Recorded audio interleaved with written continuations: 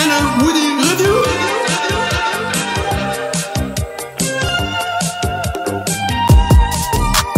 Yo mes Nakama, c'est ton Nakama Winnie en chakra et en vibranium et aujourd'hui on va faire notre bilan des séries de super-héros du côté de DC et Marvel puisque la saison 2016-2017 s'est terminée avec Gotham la semaine dernière et son long season final d'1h30. On va donc faire notre bilan de toutes les séries de super-héros dans une seule vidéo. Je vais pas faire comme l'année dernière où j'avais fait chaque vidéo pour parler individuellement des séries parce que déjà de 1, il y a trop de séries, ça va être bordélique et deuxièmement, je vous cache pas que j'ai un peu la flemme aussi. Mais c'est pas grave, on va essayer d'être concis, de tout synthétiser dans une vidéo. Et d'ailleurs, si t'es pas à jour, je te conseille de quitter peut-être la vidéo parce que je vais peut-être évoquer quelques spoils sur quelques séries. Donc, dans l'ordre, je vais parler en premier des séries qui m'ont été le plus demandées par rapport à mon avis. Je vais donc commencer avec Flash, Arrow, Gotham, Supergirl, Legends of Tomorrow, Légion. Et je finirai sur les agents du Shield. Donc si tu n'es pas à jour, encore une fois, je te conseille de partir de cette vidéo. Et donc on va commencer dès maintenant. Et aussi je mettrai dans les commentaires et dans la description chaque minute de chaque série de super-héros. Comme ça tu regarderas ce que tu en as envie. Et si tu n'en as pas envie, bah tu dégages, tu regardes ce qui t'intéresse. Donc on commence tout de suite avec The Flash, la série dont on m'a demandé le plus ce que j'en pensais. Alors on va commencer avec du lourd, mais pas dans le côté positif, parce que pour moi, la saison 3 de The Flash a été pour moi le plus gros flop cette année du côté des séries de super-héros. Je suis désolé, j'ai détesté cette saison, j'ai haï The Flash cette année. Pour la simple et unique raison, c'est que bon déjà, à Noël, j'avais déjà fait une vidéo crossover, je t'invite à aller la voir si tu l'avais pas vue. La vidéo crossover avec toute la CW, la Flash, Supergirl, Arrow et Legends of Tomorrow. J'avais déjà fait mon bilan de ce que je pensais de chaque mi-saison de chaque série. Et Flash, c'était pour moi très inférieur, mais je me suis dit, bon, c'est la moitié de la saison, on va voir ce qu'ils vont donner par la suite. Et ça n'a pas répondu à mes attentes, malheureusement. Et pourquoi j'ai pas aimé cette saison? Pour la simple et unique raison, c'est qu'il y a déjà plusieurs enjeux qui étaient mal partis. Déjà le Flashpoint, déjà il était nul. Et la suite n'a pas arrangé les choses. Déjà les deux épisodes du Flashpoint ont été mal traités pour moi. Ils auraient dû un peu mieux étaler, même s'il nous a dit oui, mais il y aura des conséquences dans les futurs épisodes à venir. Il y aura beaucoup plus d'explications concernant les conséquences du Flashpoint. Bah les conséquences, ça a ramené Savitar, super. Savitar qui était pour moi, bon je vais y revenir plus tard, mais pour moi c'était le plus mauvais méchant, un des plus mauvais méchants de la CW, hein, carrément, ah oui je vous dis les choses directement. Et donc déjà le Flashpoint a été mal fait, et en plus les enjeux de la saison étaient nuls. Le fait de sauver Iris, tu sais très bien qu'elle va être sauvée, elle va pas mourir, et c'est long à force, et le rythme était lent, les personnages ils m'ont saoulé, il y en a aucun qui évolue. Enfin, s'il y a des personnages qui évoluent, Killer Frost, Cisco, mais je sais pas, j'ai pas trouvé leur évolution propre. Je trouve que le personnage de Julian il a été gâché. Ça aurait pu être un joli Town, un descendant de Town. Ils en ont rien fait de cela, ils ont fait encore un mec, un Kiku qui veut draguer Kathleen. Moi Kathleen, mon amour, reviens, ne veux pas Killer Frost. Franchement, Kathleen aussi en Killer Frost. Au début, je l'ai trouvée très convaincante. Même je trouvais qu'elle avait mieux travaillé son rôle par rapport à la saison 2 quand elle avait interprété le Killer Frost de Terre 2, je trouvais que c'était dégueulasse son jeu d'acteur. Là je trouvais que c'était un peu mieux, mais après là le fait que non, pour moi c'était juste Frost, hein. C'était pas Killer Frost parce qu'elle a tué personne. Voilà, elle est là entre je veux toujours rester avec mes amis mais je veux pas rester avec mes amis. Et voilà, non franchement, le truc aussi avec Barry et Iris, encore une fois leurs embrouilles à deux francs, ça m'a saoulé. Certes, dans cette saison, ils ont introduit beaucoup de personnages comme Wally West en tant que Kid Flash, DC Quick, mais au début, je trouvais qu'ils avaient bien introduit les personnages, mais après, ils les ont sous-exploités, ils servent plus à rien en fin de saison. À part, d'ailleurs, la meilleure partie pour moi de cette saison, c'était la partie Gorilla Grodd. Pour moi, c'était les deux meilleurs épisodes de la saison. Après tout le reste, c'était nul. Et concernant Savitar, alors c'est une grosse blague. C'est une grosse blague. Franchement, c'était le seul truc mystérieux qui m'intéressait de savoir qui était ce fameux Savitar. Même si au niveau du character design, j'aime pas le personnage.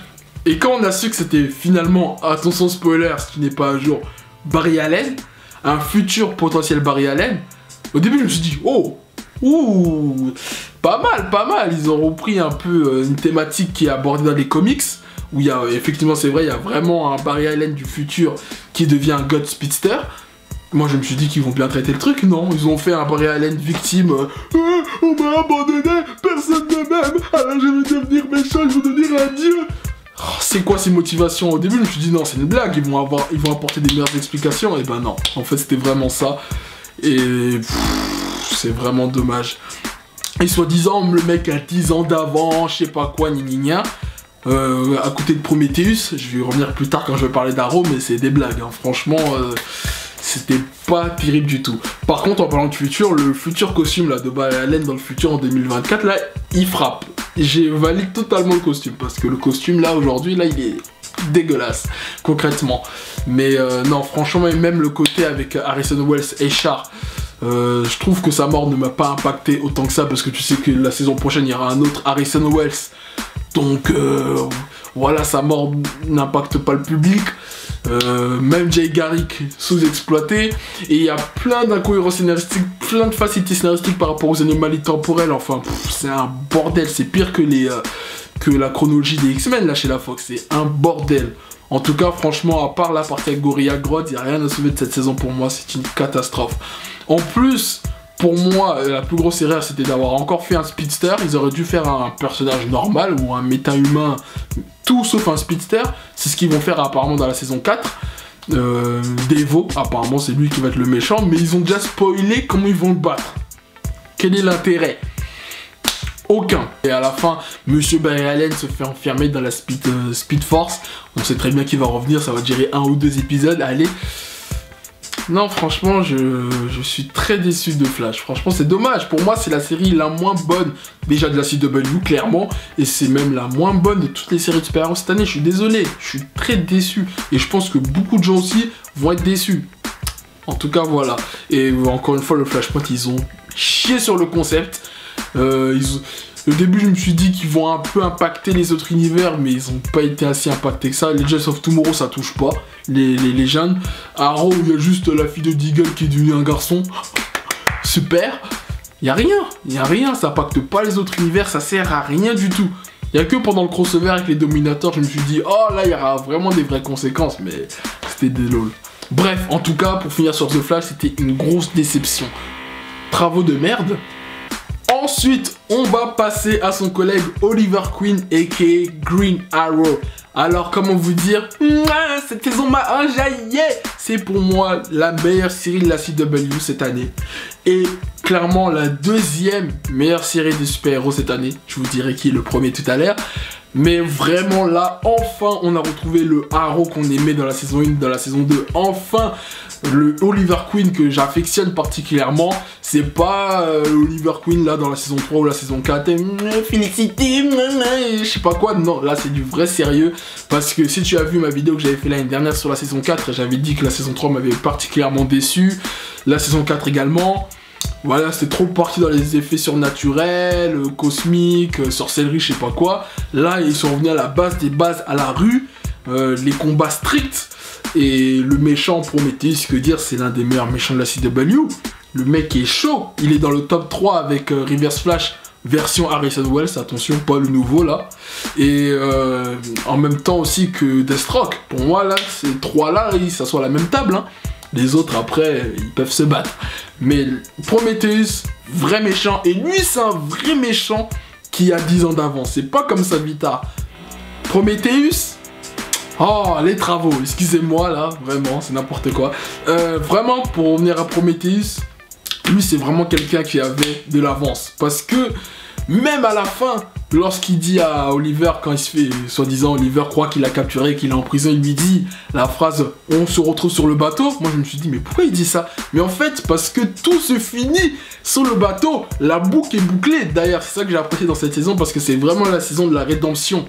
Voilà, entre les flashbacks, qui étaient d'ailleurs très très bien, tout le côté Russie, Bradva avec Anthony et Lian Yu, etc. Comment il arrive à Lian Yu, ils ont expliqué aussi comment il a fait pour avoir les longs cheveux, la barbe, etc. Enfin, tout a été répondu, c'était clair et net. Et donc ça, cette boucle-là a été bouclée, donc la boucle des flashbacks. Et même la création de Prometheus aussi a été très bien expliquée aussi par rapport aux conséquences que quand Arrow est revenu à Star City et qu'il a voulu entamer sa croisade en tant que Arrow et qu'il a commencé à tuer des gens sur la liste de son père et que ça a créé Prometheus. Moi j'ai bien aimé tout ça, c'était cool. Et d'ailleurs Prometheus aussi, Adrian Chase, l'acteur, il performe. Et d'ailleurs moi j'ai cru que c'était lui au début, Vigilant. Voilà, d'ailleurs on sait pas c'est qui d'ailleurs Vigilant, mais apparemment ils ont dit qu'ils vont l'exploiter dans la saison 6. Moi je pensais que c'était lui Vigilant, en fait non, c'était Prometheus, il était là sur son bureau tous les jours, j'étais là, oh le gamin. Non vraiment, et même quand il était démasqué, le mec il était toujours là en filature, c'était vraiment du top. Le mec a fait du sale à toute la Team Arrow. D'ailleurs en parlant de la Team Arrow, j'ai bien aimé les nouveaux. D'ailleurs c'est dommage que l'autre là, comme il s'appelle, Rory, c'est ça comme il s'appelait, le mec là qui balance j'allais dire des pansements. Bref, vous savez de qui je parle là, c'est lui qui envoie des banderoles, voilà. Pourquoi il est pas revenu, ça c'est dommage. Ils auraient pu un petit retour de Roy, puisqu'on voit que tout le monde revient à la fin de la saison. Ça aurait été sympa de voir Roy, mais bon tant pis, il n'est pas revenu, même s'ils en font mention. Et d'ailleurs en parlant de la fin, le retour de Deathstroke, lourd. Le retour même de Markham Merlin, alors que j'aime pas ce personnage, mais là son retour il était bien. D'ailleurs apparemment il est mort. En plus il est vraiment mort à ce qui paraît, parce que apparemment l'acteur ne va plus jouer dans les séries, son contrat il est terminé, donc je pense qu'il est vraiment mort. C'était un noble sacrifice, même si je trouvais que son sacrifice était, comment dire, un peu facile quoi. C'est vraiment, oh, la mine, ça explose. Donc mais vraiment le retour de Deathstroke, et j'espère que Deathstroke va devenir le vrai Deathstroke qu'on connaît, le vrai mercenaire, le anti-héros quoi, parce qu'en plus on voit qu'il y a, ça y est, il y a le pardon entre Oliver Queen et Deathstroke. Derrière il y a des rumeurs comme quoi il voudrait faire un spin-off sur Deathstroke. Je sais pas si c'est une bonne idée. Moi je préfère qu'il reste dans Arrow et qu'il fasse quelques apparitions qu'une série solo. Je sais pas qu'est-ce qu'ils vont en faire, mais bon. En tout cas, voilà, c'est la boucle est bouclée. Arrow c'est redevenu du lourd. Et à part Mister Terrific, j'aime pas ce personnage. Faut vraiment qu'il fasse quelque chose. Mais bon, j'espère que la saison 6 va être cool, parce qu'en plus ça se termine sur un cliffhanger. Vraiment tu crois que, bon, les gens ne vont pas mourir je pense, mais voilà, tu vois l'INU en train d'exploser, c'est vraiment la fin. Donc à voir comment ça va se passer. Qui sera le méchant de la saison 6? Est-ce que ce sera Vigilant ou un autre? Ah oui, j'ai oublié de mentionner le retour de Laurel de Terre 2. Non, je valide pas du tout. En plus je sais pas ce qu'ils vont faire de ce personnage. D'ailleurs en parlant des filles aussi, on peut parler de Talia al Ghul. Talia al Ghul, je trouvais que son apparition n'était pas très mémorable, on va plutôt dire ça comme ça. Je préfère sa sœur, Nissa al Ghul. Et la relation entre Oliver et Felicity, là j'ai un peu peur qu'ils reviennent au jour le jour. Donc on va se calmer les deux, hein. Restez à distance comme vous étiez là, mais non, pas de Holy City là, c'est bon, c'est fini. En tout cas, Oliver Queen, tu as toute ma reconnaissance, je te soutiens. Et franchement les gens là, je sais qu'il y a beaucoup de gens qui disent Arrow c'est fini depuis la saison 2. Moi aussi je faisais partie de ces gens là, mais je vous invite à regarder la saison 5 et après on en reparle et vous allez voir, vous allez être scotchés. Prometheus les gars, Prometheus. Bon, voilà, c'était donc mon avis sur Arrow. Ensuite, on va passer du côté de Gotham City. On va parler donc du jeune Bruce Wayne et de Jim Gordon. Donc, qu'est-ce que j'ai pensé de cette saison 3 de Gotham? Alors, je vous rappelle hein, quand même que j'avais grave kiffé la saison 2. L'année dernière, j'ai dit que c'était une des meilleures séries du game. Et ben malheureusement cette année, la Gotham m'a beaucoup déçu. Ah oui, dans cette vidéo il y aura beaucoup de montagnes russes émotionnelles. Hein. J'ai bien aimé, j'ai pas aimé, j'ai bien aimé. Non, vraiment cette saison, j'ai été déçu. Moins que Flash quand même, mais j'ai été déçu parce que vers la fin je trouve qu'ils se sont bien rattrapés. Mais pour moi c'est le début de la saison qui a été un vrai poison pour cette saison 3. Les enjeux avec le Chapelier Fou, j'avais bien aimé le Chapelier Fou, mais avec Valérie Vell, Gordon, avec en plus Lee Tompkins qui veut se marier avec le fils de de Falcon, pardon, Don Falcon, Giovanni, n'importe quoi.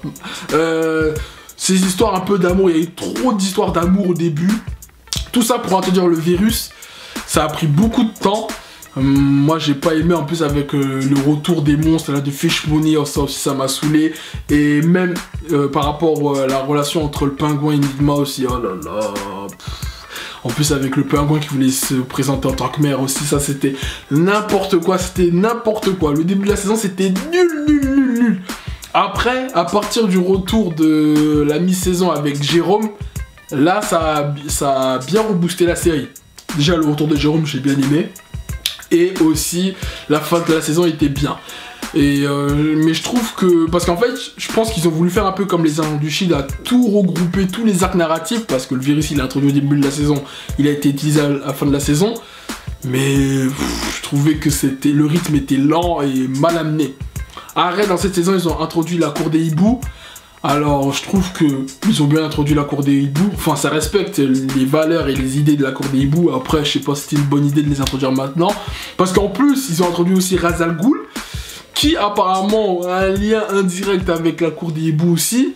Enfin, c'était un peu bordélique. Franchement, je suis le premier à dire que Gotham, j'étais un des premiers défendeurs de Gotham, hein, quand tout le monde criait sur le net, oui Gotham, ça respecte pas les comics, ils font n'importe quoi. Moi je dis que, voilà, ils prennent quelques libertés, c'est bien, mais là, c'en est trop. C'en est trop, ils prennent trop de libertés. Parce qu'en plus, à la base, Gotham, c'était vendu comme un préquel de Batman. Mais là, vu comment la saison s'est terminée, t'as plus l'impression que c'est une... comment dire, ça commence à devenir un Smallville, c'est-à-dire que là, on suit vraiment un Bruce Wayne qui est un justicier, là. Et qui va évoluer, alors que normalement ça ne devait pas être comme ça. Normalement la série a dû se terminer lorsque Bruce Wayne veut devenir un justicier, il va voir Ra's al Ghul et devient Batman. Normalement on n'aurait même pas dû voir ça. Voilà, là on voit que direct dès la fin de saison, il c'est un justicier, le mec sauve les gens, wesh, c'est quoi? En plus alors qu'ils nous ont même pas introduit la chauve-souris. Encore une fois, c'est un scandale. Non, vraiment, parce qu'en plus ça aurait pu être une très jolie fin la saison 3, hein, parce qu'on voit Catwoman, elle a son fouet, Bruce Wayne il devient un justicier, on voit que presque tous les méchants, ils se sont révélés au grand jour, voilà, ils deviennent un peu ce qu'ils vont devenir dans le futur, le Pingouin, Enigma, il s'appelle même The Reader maintenant, enfin... Même Butch, on sait que c'est Solomon Grundy, enfin il y a plein de révélations, ça aurait pu être une jolie fin, même s'il y a encore quelques interrogations. Mais vraiment il y a trop de problèmes, parce que franchement, la fin de la saison, avec tous les conflits entre le Pingouin, Enigma, j'avais trouvé ça cool, c'était bien de voir cette confrontation entre ces deux personnages, mais quand je me rappelle du comment, du pourquoi, et les deux sont en embrouille, ça me bloque, juste parce que le Pingouin était amoureux d'Enigma. Je sais pas pourquoi ils ont fait ça. Et qu'Enigma la recale, la friendzone. Juste pour ça, ils veulent se tuer. Moi, j'arrive pas à me mettre... Comment voulez-vous que je me mette dedans? C'est pas possible, je peux pas. Je peux pas. Ouais, non. Et en plus, le fait que tout le monde prenne le virus, Lee, Jim Gordon... Oh, c'est quoi? C'est en plus Bruce Wayne tue Alfred. Bruce Wayne a tué Alfred. Est-ce que c'est normal, ça? Non, vraiment, il y a trop de problèmes dans cette saison. J'arrive pas. J'ai été très déçu de Gotham, franchement, c'est vraiment dommage. Après, point positif, Jérôme. Franchement, je vois que Jérôme. Et bon, après, la fin de la saison était un peu sous tension, c'est bien. Après, quand je vois que tous ces méchants de Gotham, ils débarquent alors que Bruce Wayne n'est même pas Batman, je peux comprendre pourquoi ils veulent introduire un justicier Bruce Wayne. Parce que Gotham, c'est tellement chaotique que là, Jim Gordon et Harvey, ils peuvent plus rien faire. Là, il leur faut une aide supplémentaire, là, c'est plus possible. Voilà. Donc, qu'est-ce qui va se passer dans la saison 4 ? Est-ce que Butch va devenir Solomon Grundy? Est-ce que Ra's al Ghul va revenir? Moi je pense que Bruce Wayne va vouloir faire le justicier, mais il va voir qu'il est pas à la hauteur. Il va aller voir Ra's al Ghul, ça va se terminer comme ça de toute façon, c'est sûr. Voilà, mais en tout cas je pense que là, la saison 4 de Gotham va risquer d'être vraiment la dernière. Je pense qu'ils vont faire 5 saisons maximum et après ils vont arrêter. Hein. Parce que là, vu comment ça part, là, ils peuvent pas faire 10 saisons de Gotham, c'est pas possible, je pense pas. En tout cas, voilà, c'était donc mon avis de Gotham, j'étais un peu déçu. J'ai oublié de parler de plein de trucs. Ah oui, par rapport à Harley Quinn, ah oui, oh, comment j'ai pu oublier ça. Alors, il y avait une rumeur comme quoi, apparemment, Harley Quinn devait apparaître à la fin de la saison. Moi, je me suis dit, oh, pourquoi ils veulent introduire Harley Quinn en plus en mode, tu sais, ils veulent même pas vendre Harley Quinn Quinzel, genre la fille qui travaille à Arkham, qui est psychologue, qui aide les malades. Non, en mode, c'est Harley Quinn, quoi. Et en plus, le plus fou, c'est qu'ils avaient dit qu'apparemment c'est la Barbara qui va se transformer en Harley Quinn. Alors là, je sais pas s'ils comptent faire ça parce que Barbara elle meurt à la fin. Mais s'ils font ça, mais je crois que je vais arrêter la série. Hein. Barbara, c'est Barbara, arrêtez de tout mélanger là, ils veulent tuer des mythes, là c'est même plus des libertés, là c'est du sacrilège, c'est péché là ce qu'ils font là s'ils font ça. Parce qu'en plus, c'est vrai qu'il y avait, en y repensant bien, dans la saison 2, Jérôme et Barbara avaient une bonne alchimie. Voilà, je voyais très bien le Joker et Harley Quinn. Donc, À voir. Non, moi j'aime bien Barbara en tant que mafieuse, mais faut pas qu'elle se mette dans ces délires d'Harley Quinn, hein, là ça va m'énerver clairement. Bref, voilà, je crois que j'ai dit tout ce que j'avais à dire, en tout cas la saison 3 de Gotham, vraiment vite fait. C'était pas terrible, hein. C'est très dommage. Pourtant, je défendais Gotham, hein, mais là, qu'est-ce que tu veux que je fasse? Là, je peux pas, il y a trop de dingueries. Ensuite, on va parler de Supergirl, la saison 2 de Supergirl. Qu'est-ce que j'en ai pensé? Et bah j'ai trouvé la saison plutôt bien, cool. C'est pas la série de ouf de l'année, mais en tout cas, je le mets dans le côté positif parce que au moins, ils ont corrigé toutes les problématiques, toutes les erreurs que je lui avais reprochées dans la saison 1. Ils ont tout corrigé, hein. Vraiment, bravo. Hein. C'est entre le Superman. Voilà, j'avais dit l'année dernière, oui, faut savoir, hein, soit tu introduis Superman sérieusement, soit tu l'introduis pas. Donc ils ont introduit Superman, même si bon, Superman on va en reparler, mais j'ai quelques problèmes avec lui. Par rapport au côté girly, ils ont plus transformé le côté girly, amour, kikou, en plus girl power. J'ai bien aimé la tournure du mode girly, et j'ai trouvé qu'il y avait des beaux messages féministes, et des beaux messages sur l'immigration, parce qu'en plus même il y a Linda Carter, celle qui jouait Wonder Woman, qui est la présidente et tout. Bon, c'était par rapport à Donald Trump, même si Donald Trump est passé, mais je trouvais qu'il y avait des beaux messages de féministes, de girl power, plus que même dans Wonder Woman, le film. Voilà, d'ailleurs c'est ce que je reprochais à Wonder Woman, c'est qu'il n'y avait pas assez de messages forts en tant que féministe, voilà, et que là, je trouve dans Supergirl, ils ont bien travaillé sur ça, et entre Supergirl, Cat Grant, sa sœur là, comment elle s'appelle, Alex, même la méchante là, celle qui jouait Lois Lane à l'ancienne là, Terry Hatcher, je sais plus comment elle s'appelle, la méchante là, la mère de Mon-El, je trouvais que c'était une méchante potable, même les Luthor, voilà, j'aime bien, tu vois, j'aime ce truc girl power, je valide. Voilà, je valide, même si c'est pas la meilleure série pour moi, clairement, mais j'aime bien. Pour moi, la saison est meilleure que celle de Flash. D'ailleurs, en parlant de Flash et Supergirl, l'épisode de la comédie musicale, bof, c'était... Je suis pas... Comment dire? Je suis pas un habitué des comédies musicales, mais c'était sympa. C'était pas ouf, mais c'était sympa. J'ai bien aimé quand même la comédie musicale. Mais bon, ça c'était la parenthèse. D'ailleurs, en parlant de Mon-El avec des Daxam, là, franchement, Mon-El, il était nul, il servait à rien. Moi, je pensais que ça allait être un vrai potentiel héroïque. Le mec, il fout rien du tout.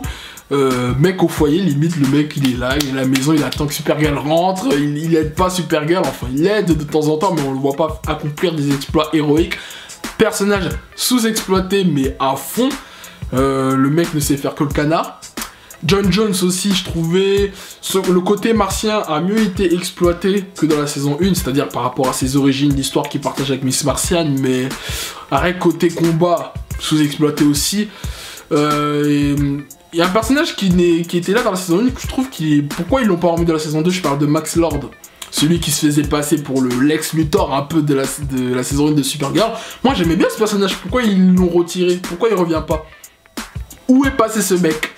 Je sais pas, mais c'est dommage. D'ailleurs, ça aurait été marrant de voir sa réaction par rapport à la relation que Alex a avec la meuf là, la keuf là, puisque oui, Alex est devenue, et en vérité lesbienne, finir sur Superman. Superman, qu'est-ce que j'ai pensé donc de ce Superman? Et bah, je trouvais que sa première apparition était plutôt bien, je trouve que l'acteur joue bien Clark Kent. Un Clark Kent un peu inspiré de Brandon Routh et Christopher Reeve, mais bien modernisé. Après son Superman, franchement, j'ai du mal, j'y arrive pas. Même si, dans l'esprit, c'est Superman, le mec noble, qui donne de l'espoir aux gens. Je trouvais qu'il s'était bien représenté, mais physiquement, je suis désolé. Et puis le costume est dégueulasse aussi. J'arrive pas. Voilà, quand tu le mets à côté d'Henry Cavill, c'est une grosse blague. Après, oui, je sais qu'il a pas eu autant de préparation physique. Bah, fallait prendre quelqu'un d'autre, hein, je suis désolé.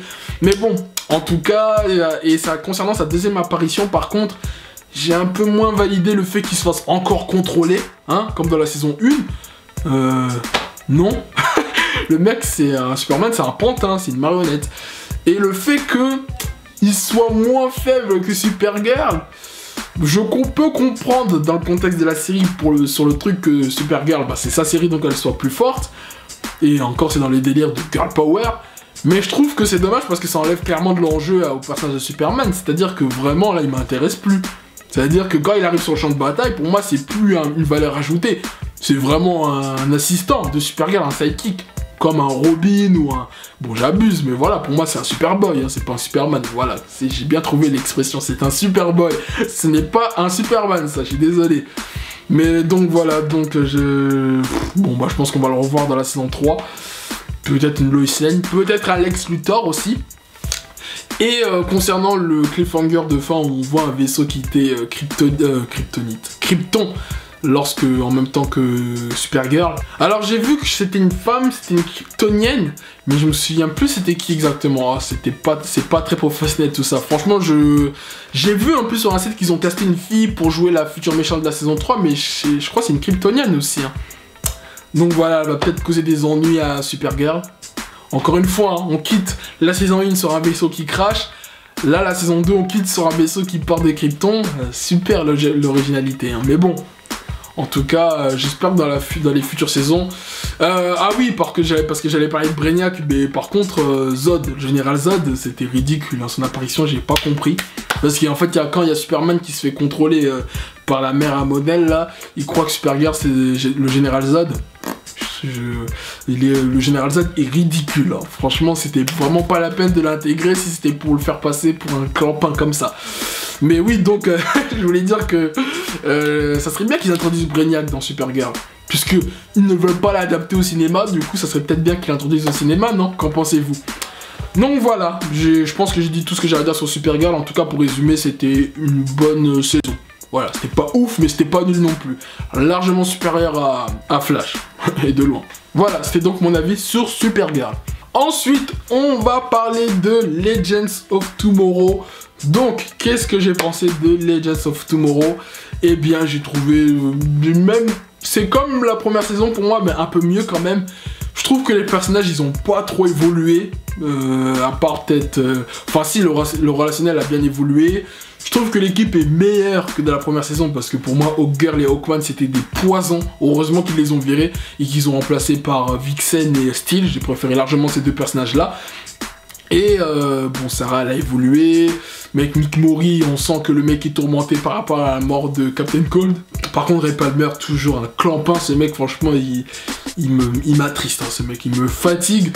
Dans la saison 1, il était nul. Dans la saison 2, il était nul. On peut plus rien faire pour lui. Firestorm, bon, c'est toujours le... Il a un peu plus d'importance quand même. Max et le Dr Stein, ils ont un peu plus d'importance quand même, surtout par rapport au secret du futur message de Barry Allen. Il y a eu un petit truc. Et après, le Captain Hunter, je l'ai plus préféré en méchant qu'en gentil. Et je trouve que la valeur ajoutée de cette saison, c'était quand même la Legion of Doom. Hein. Reverse Flash, Damien Dark et Malcolm Merlyn. Et Captain Cold, franchement, l'alchimie des 4 était parfaite.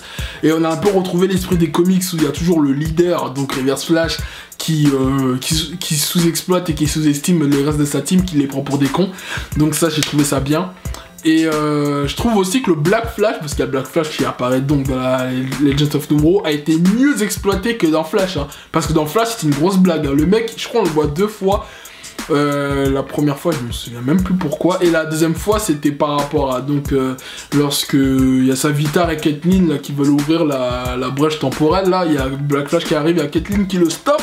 Caitlyn qui leur Frost, ou plutôt Frost, stop Black Flash à coup de glace. Ils ont rendu le personnage pas crédible du tout. Et dans Legends of Tomorrow, je trouve qu'ils ont bien utilisé le Black Flash. Voilà, on sent vraiment que le Reverse Flash a peur, que Burton a peur du Reverse Flash. Donc c'était cool.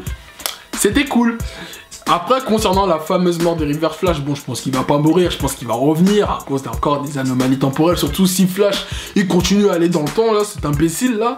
Il fait revenir Ray Burton, là. Mais... je pense qu'il va revenir après. Est-ce qu'il va revenir dans Legends of Tomorrow ou il va rester dans Flash? Va savoir. Et à la fin de Legends of Tomorrow, dans la saison, on voit qu'ils atterrissent en 2017, mais que ça a un peu changé. Il y a des dinosaures, un peu, je sais pas quoi.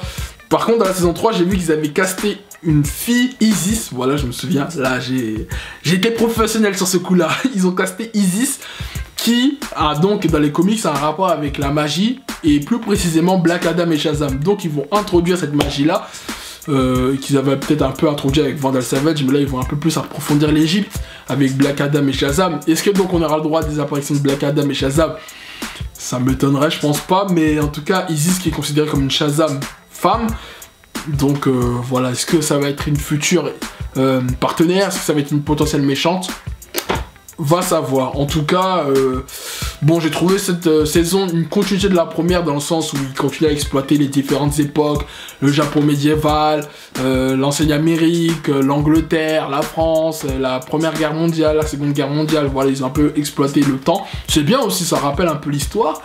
Mais après, je trouve que la valeur ajoutée, c'est les méchants. Je pense que si les méchants auraient été différents, je pense que la saison m'aurait pas trop du tout hypé, même, je dirais. Voilà, donc c'était mon avis sur Legends of Tomorrow. Ensuite, on va passer du côté de Marvel. Donc, on va parler de Légion, tout d'abord.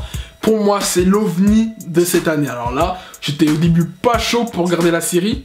Même si, quand même, j'ai eu du mal à regarder les 8 épisodes d'un coup. J'ai dû faire plusieurs pauses, quand même, avant d'enchaîner.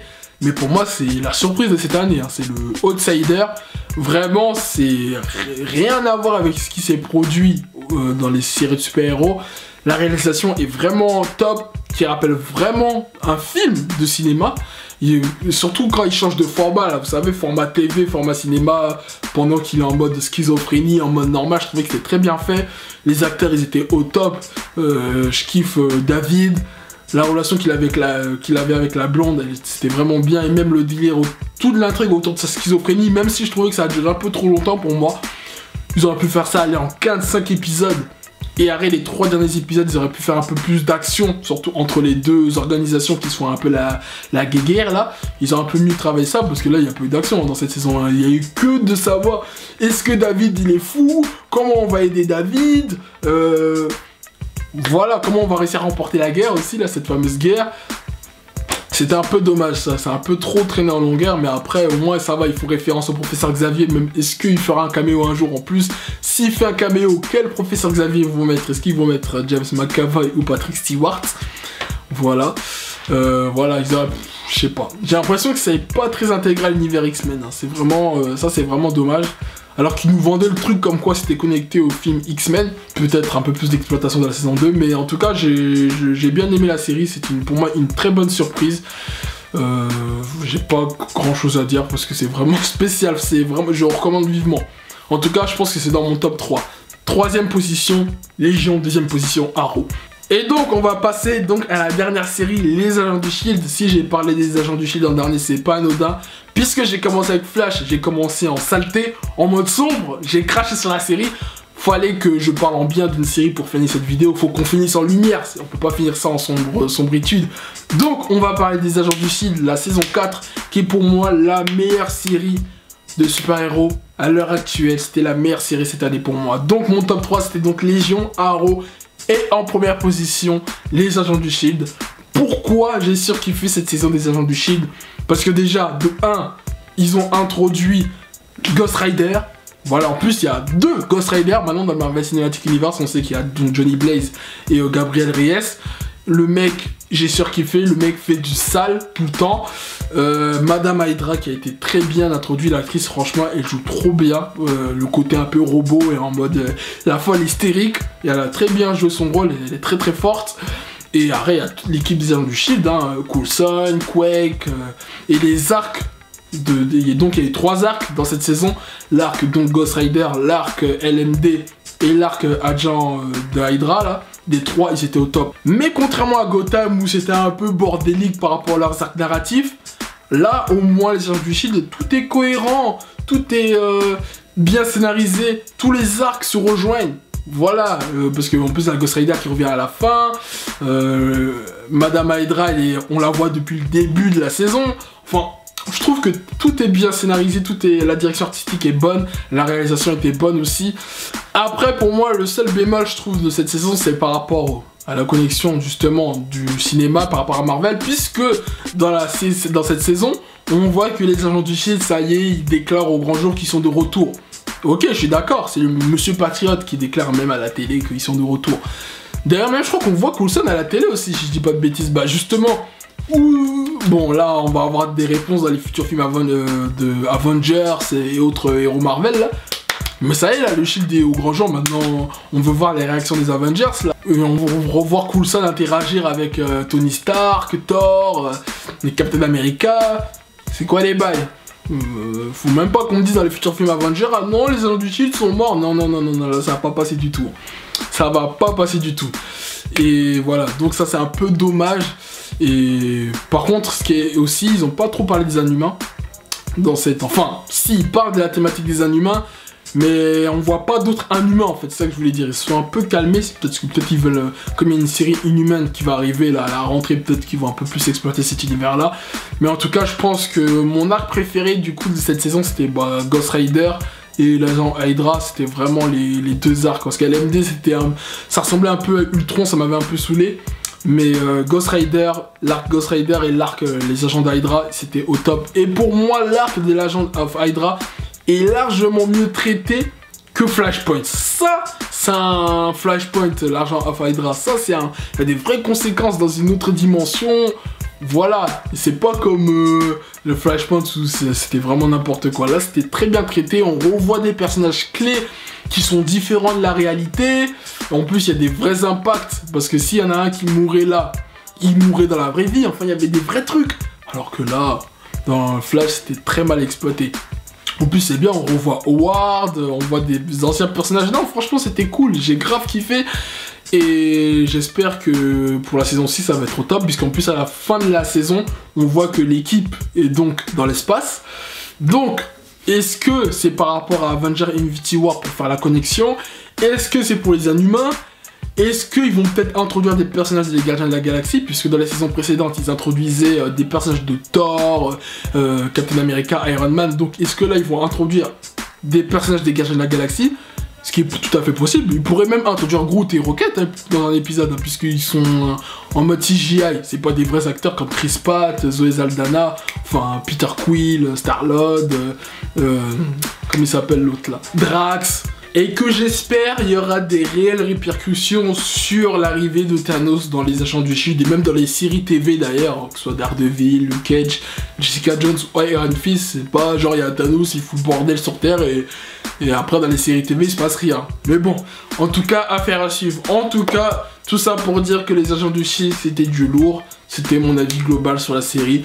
D'ailleurs, j'ai donné mon avis sur toutes les séries. J'espère que j'ai répondu à vos attentes, à vos avis. De toute façon, si vous avez quelque chose à réclamer et à me demander, vous pouvez me le dire dans les commentaires. N'oublie pas de partager cette vidéo et de t'abonner à la chaîne. Et on se dit sur ce, au plaisir, à l'année prochaine pour de nouvelles séries. En plus, il y aura plein de nouvelles séries. Oh là là, laisse tomber entre Runaway, les Inhumains et il n'y a pas encore le Punisher. Oh là là, ça va être un bordel. Bref, je m'étale. Allez, sur ce, au plaisir.